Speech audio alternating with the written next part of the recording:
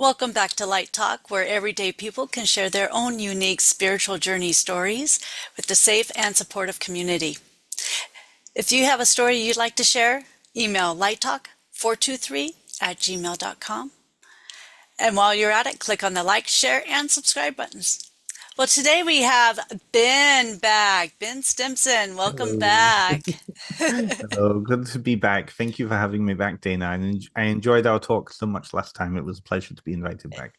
It's a great time to have you back. I'm excited to hear about your more stories. Of course. So go ahead and introduce yourself again, and you can start telling us a little bit about the fairies and the little people. Yeah, for sure. So, my name is Ben Stimpson. I'm an author. I'm a researcher. I'm a therapist. All sorts of different things. Folklorist too. So, I'm the author of several books. One is already out, The Ancestral Whispers, which is a guide to ancestral veneration practices. And in between being on the show last time and coming on now, I actually have written a whole other book. So that's going to be coming out Yay! in June. Thank you. Um, and so that's a compendium of 220 individual places around the UK, mostly England and Wales, connected to witches and magicians and wizards, and who are called the cunning folk. So really intersecting with fairies and intersecting with little people as well. And so that's coming out next year. And then 6 months after that, the sequel to that, which is based in Scotland and Ireland, and the Isle of Man is going to be coming out. So I've been quite busy, but yeah, a lot of overlap like with the fairies too. So I don't know where to start. You're going to have to guide me on this because I'm not sure like how to even begin. What would you like to know? Well, first of all, let's kind of go back a little bit and kind of explain who the fairies are and where they live and how you've come about to being part of this whole ordeal. Okay, definitely. Mhm. So there's different ways that we can approach this. I think what is really important is that culturally, fairies are very culturally specific, right? There is that niche around the world of little people or other people, and there's a difference there, right?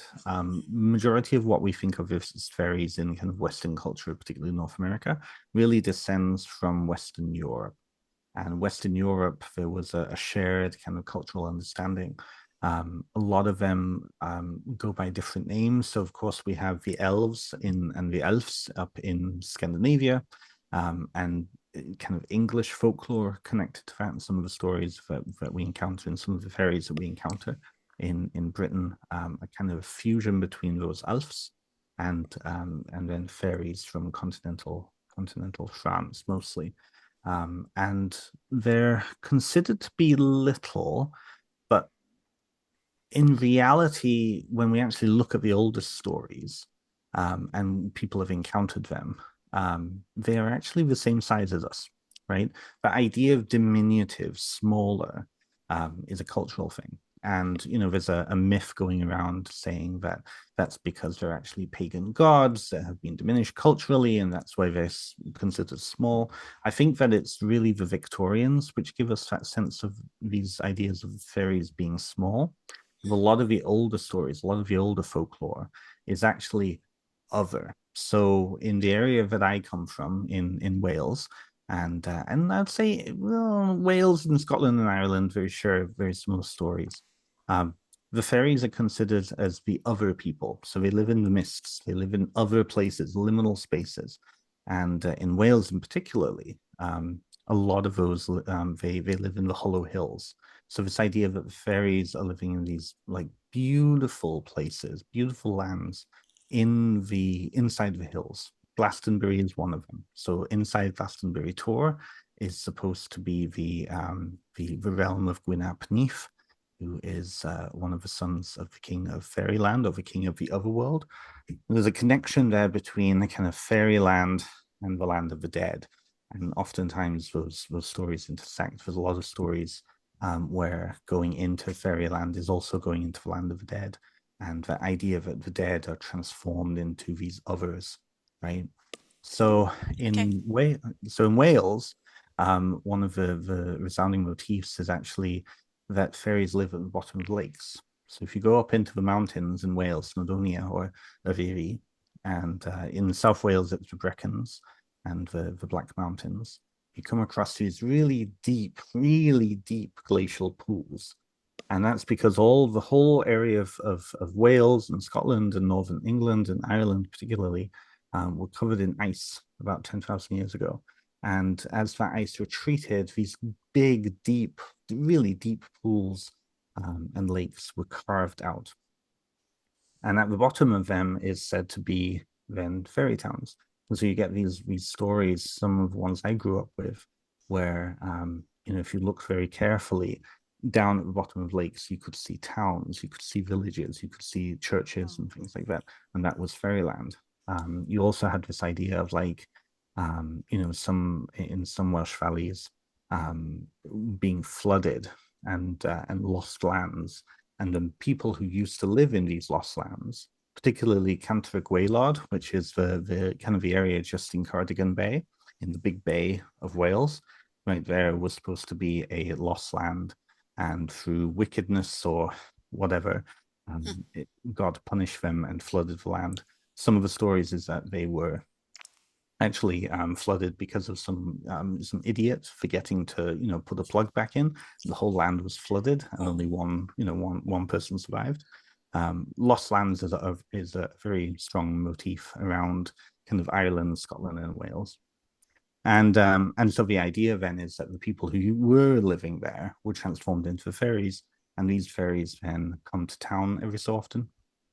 Some really cool stories of Milford Haven, for example, which is just kind of south of Aberystwyth in on Pembroke, or starting to go into Pembroke, for little peninsulas okay. sticking out into the Irish Sea, of the fairies coming to town and truly trading with the locals. And um, one particular story, I'm trying to think how it goes particularly. It's a story of a particular butcher, and the butcher was very fair with all of his clients.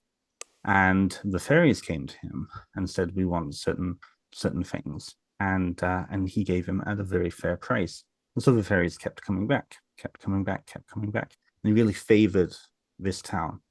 And how they would get there was they would come through little tiny tunnels that went out into Cardigan Bay, where the islands that they existed on, lived on, but would kind of disappear and reappear depending.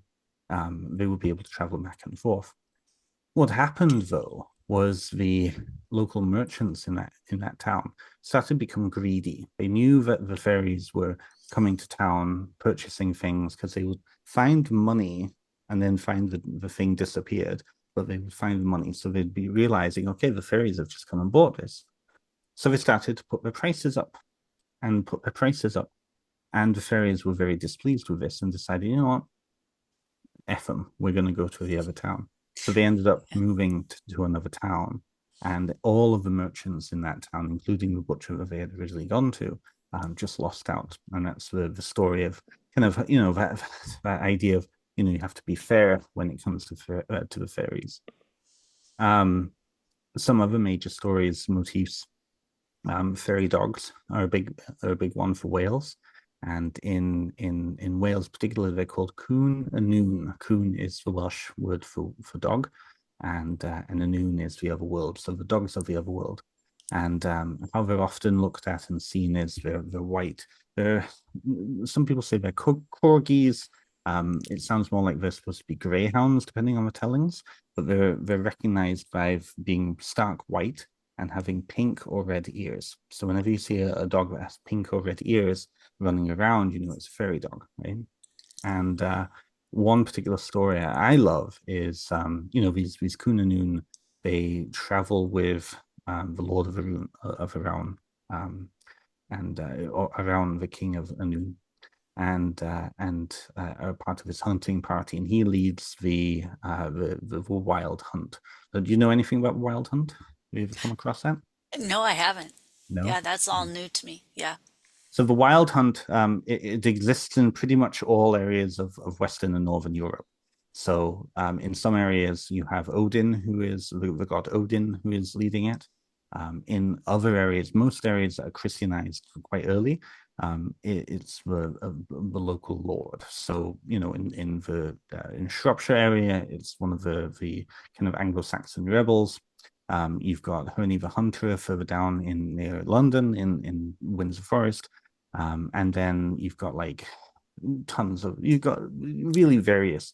And so the whole idea with the Wild Hunt is you've got these packs of spectral hunters going across the landscape on stormy nights. And what they're doing is they're chasing after witches, they're chasing after evil magicians, they're chasing after the damned to take their soul to hell, basically.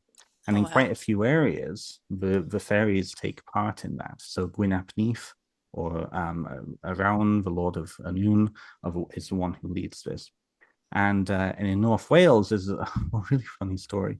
Um, every so often, one of these dogs will get lost, and they'll be lost in the landscape, and the rest of the pack will disappear on them, and they'll just be kind of in the landscape, all lost and trying to figure out, where they're supposed to go. And in North Wales, there's a farmstead just outside of, I think it's Llangwyrig, but it could be Ruffin, kind of right in the middle of North Wales, right on in that area there. And Okay. one day, a farmer finds one of these dogs, and it's whimpering, and it's trying to it's all scared. So he takes it home, and he knows what this dog is, but he doesn't know what to do with it. So what does he do? He grabs hold of its scruff and he takes it to a shed, and he puts it into the shed, gives it some food, but puts it into the shed and leaves it there. So totally misuses it, totally abuses it.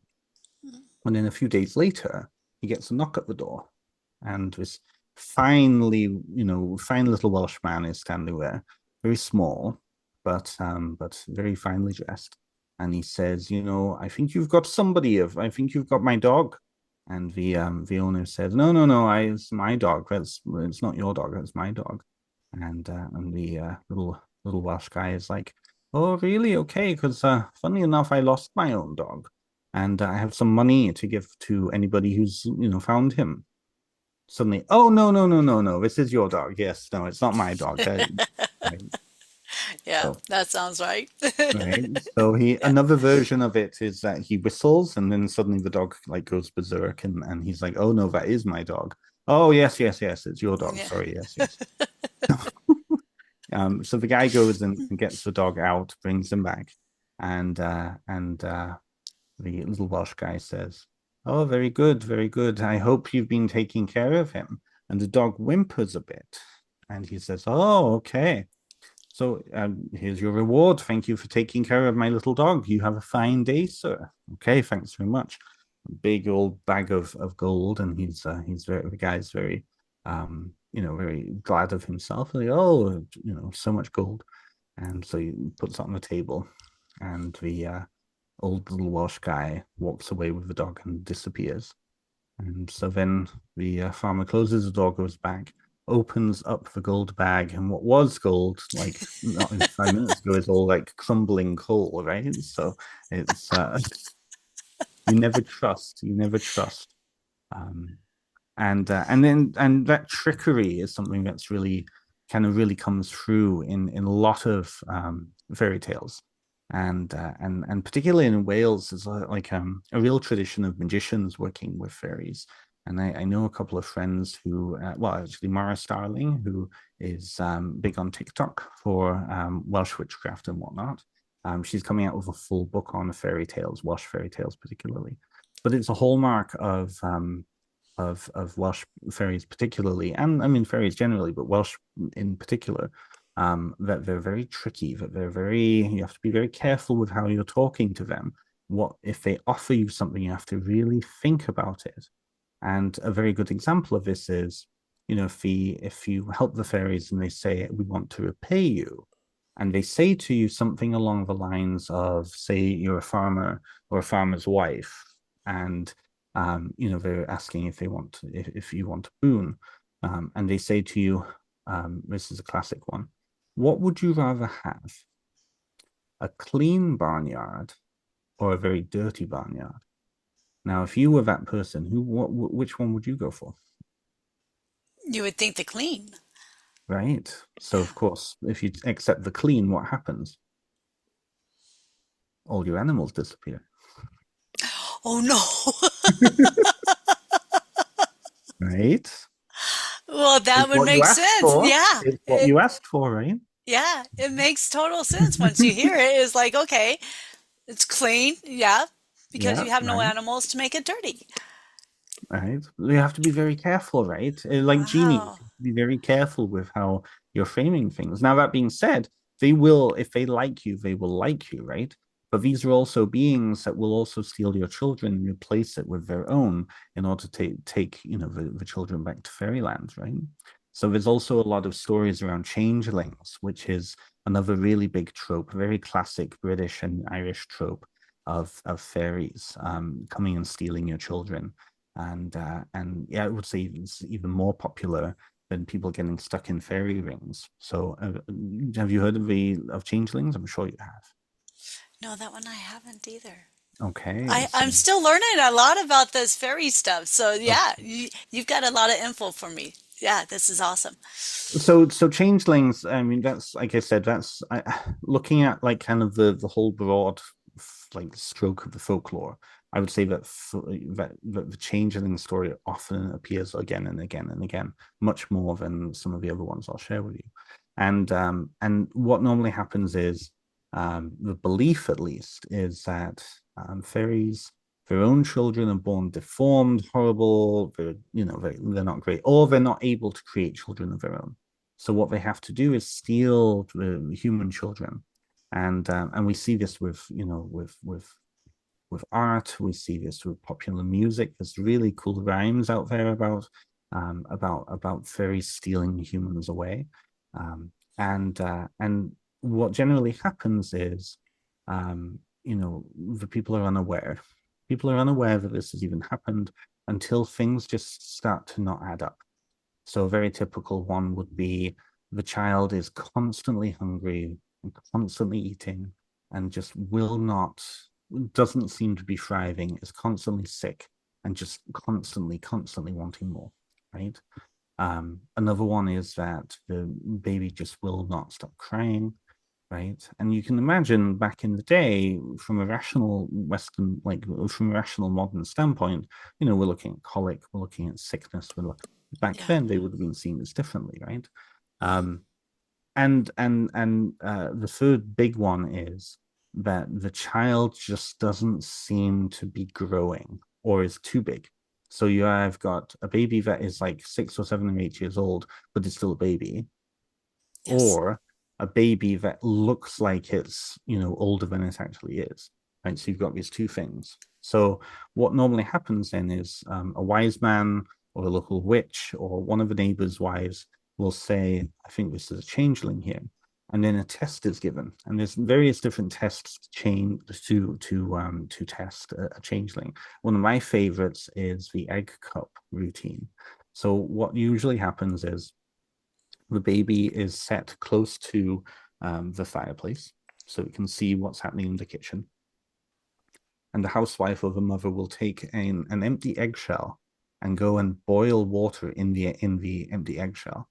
And that will cause the changeling to just be like completely entertained and be like, "Oh, I've never seen anything like that," and start laughing and talking in its regular voice. In which case, then it's changeling, right? Um, Wow. Okay. Another really popular one is actually taking the baby and kind of making like taking it close to the fire and threatening to burn it and then forcing it to reveal itself, in which case then it goes up the chimney, flies up the chimney, or somehow disappears, or the case is over, right? We know that you're a changeling.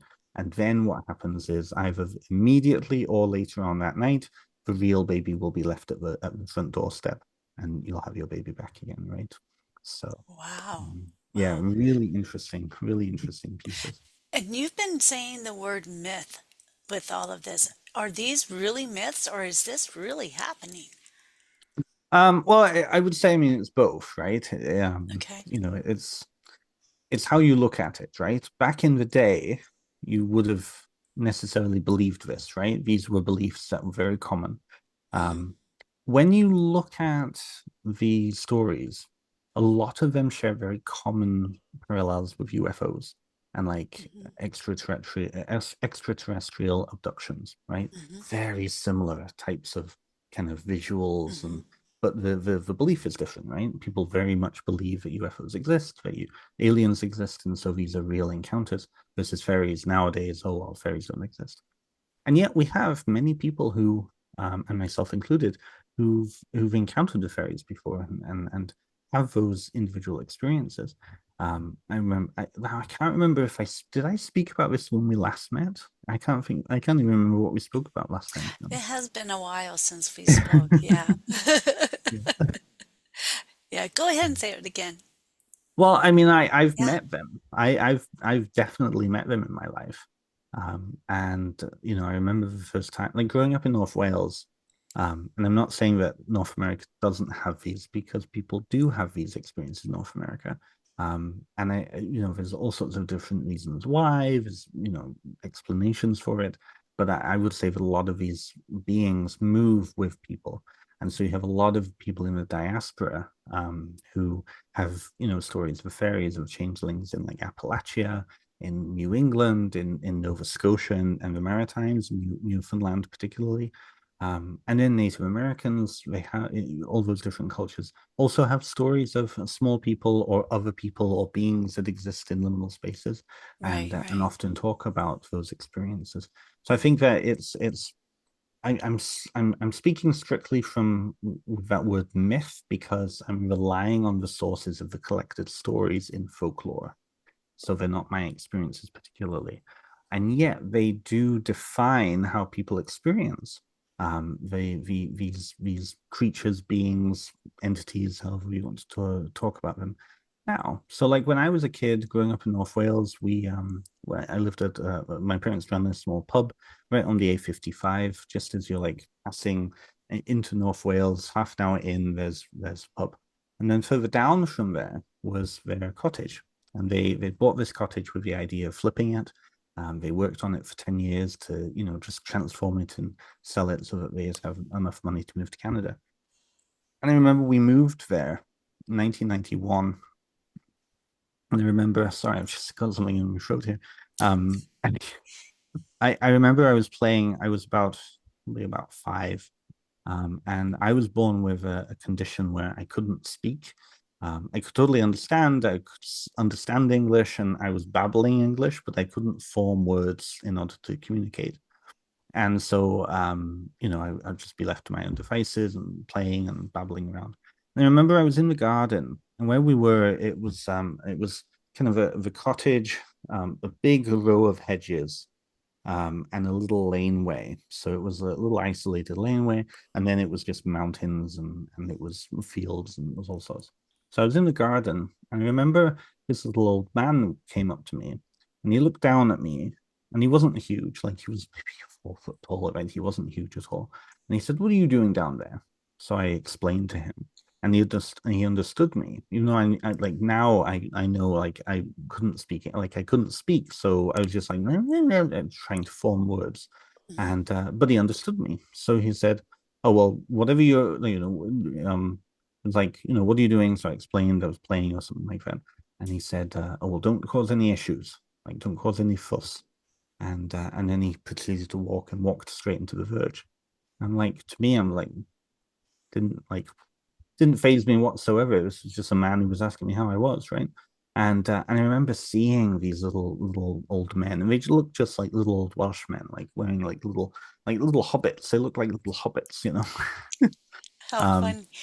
but I remember seeing them all over the place. And like I was when I was at school a few years later, there was this big old oak tree right on the edge of the property of the field.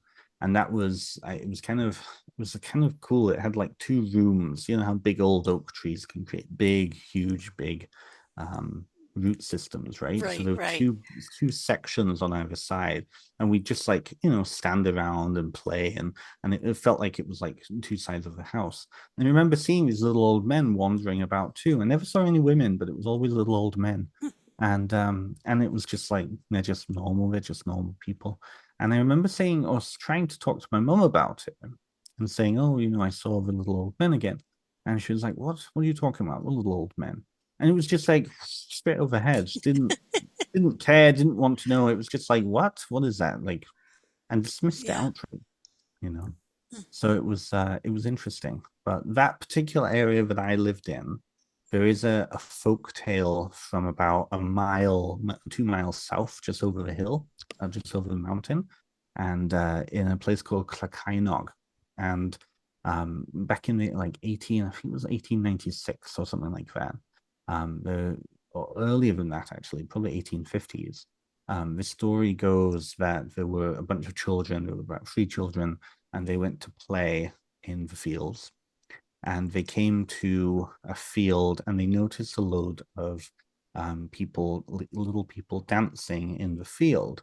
And so they were in the field by that time. They were watching, and they were wearing yellow, which is not a usual color for fairies. Which interestingly, most of the descriptions are they're wearing green or they're wearing brown, but these dancers were wearing yellow, and they saw the 3 children, and they started chasing the 3 children, and they were almost like otherworldly Morris dancers. That's how some people or have a description is that they were Morris dancing. They were line dancing in the field, Okay. and they Okay. decided to chase these children. So the children are running, and they're just like right on them, and they managed to get to the gate to get over into the next field, and one of them was like scratched or something like that, Oh, wow. and yeah, very scary situation. So the Dancers of Clocainog is a really visceral story from that area,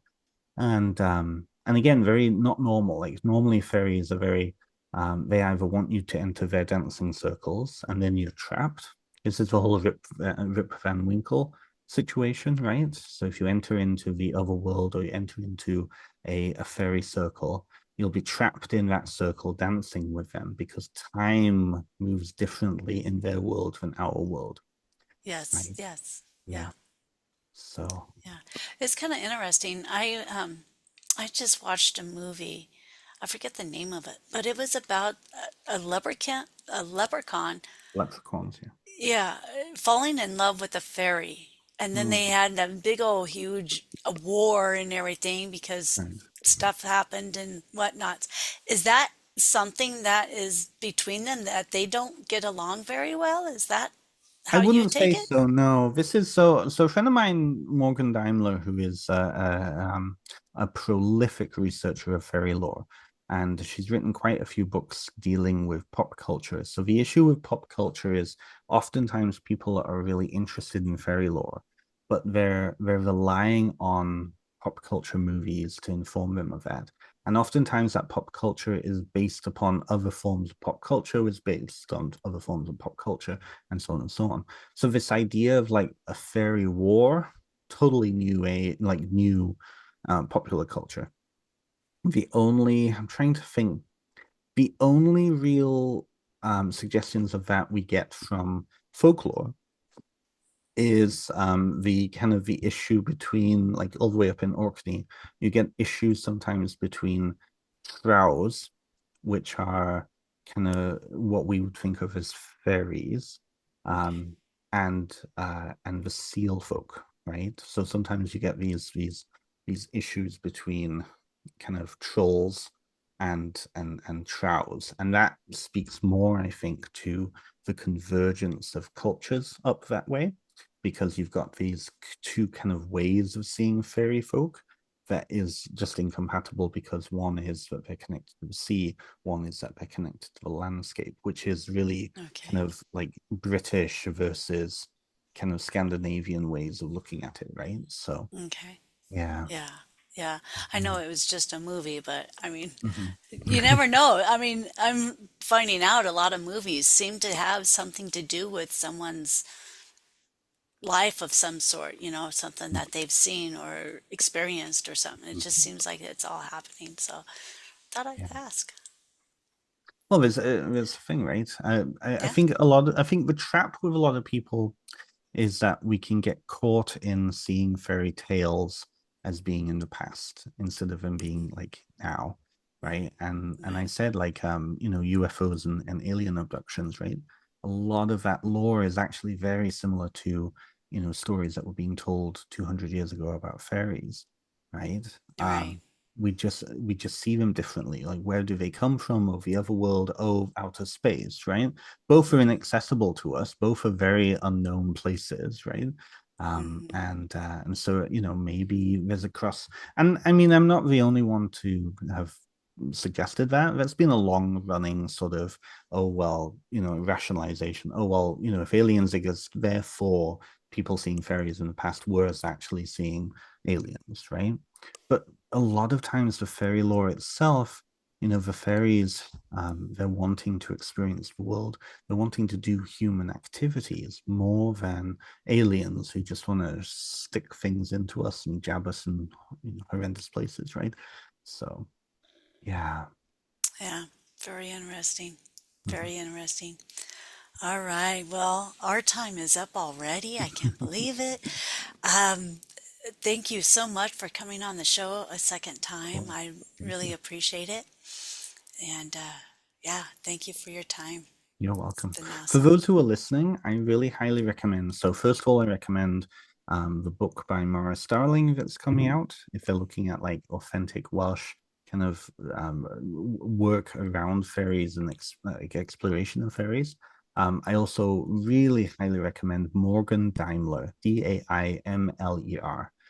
Morgan has written over 40 books on fairy lore of various different types of fairies, of Irish tradition, Irish gods, all of these different things, and they also talk a great deal about their modern spiritual practice centered on fairies. So their own kind of experiences with fairies as a priestess of fairy. Which I think is really interesting, really tied to the lore, but also bringing it to the present now. So, really highly recommend those two resources. Okay. Thank you Yeah, so much. you're Thank you so welcome. much. All right, we'll end with that. So, anybody out there that has any stories of your own, please get a hold of me. Let's email lighttalk423 at gmail.com. And while you're at it, click on the like, share, and subscribe buttons down below. And we will see everybody next time. All right, bye.